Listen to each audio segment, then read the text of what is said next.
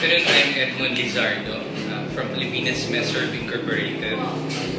Nag-work po ako dito as HR specialist for almost 4 years. Ang duties and responsibilities ko dito, ako po yung nagkakandak ng training, general orientation, at ako rin po yung sa administrative hearing and decisions for those riders na nagkaroon ng mga violations. Bukod doon, ako rin po yung part ako ng recruitment. At syempre, yung isa sa trabaho ko pa rin yung updates ng systems and monitorings.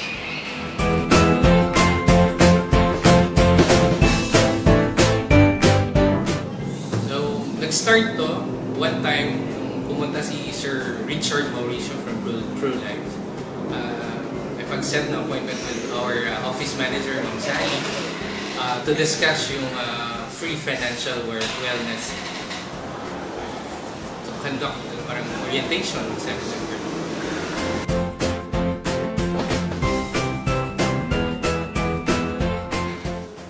So we heard that ProLife UK is a good company, stable company, and we believe that ProLife UK ay matutulungan kami, matutulungan, especially paano mag-save ng pera, mag-invest.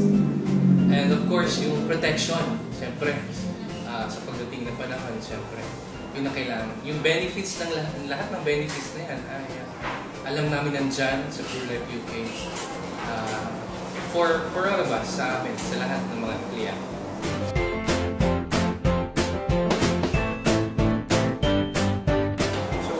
Very critical talaga.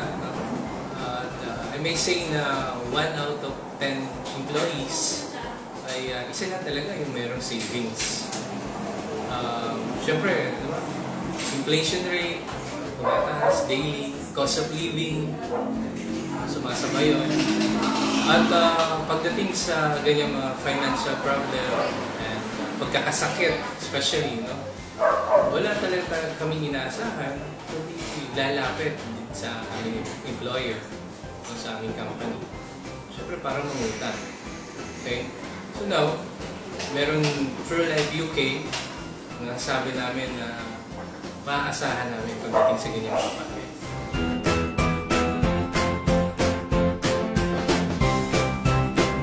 So, during the session, maraming nag-attend. Siyempre, questions. Siyempre, bayarin ito di ba?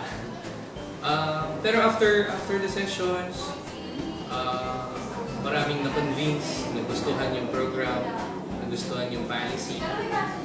And may mga ilan, no? Yung una, may mga ilan na kumuha na policy, nag-invest sa ProLife UK.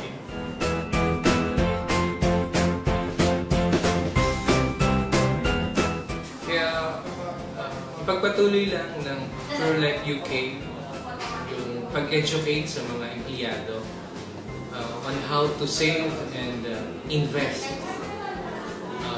Marami ring mga company pa rin na talaga namang nangangailangan ng similar na program para sa mga empleyado.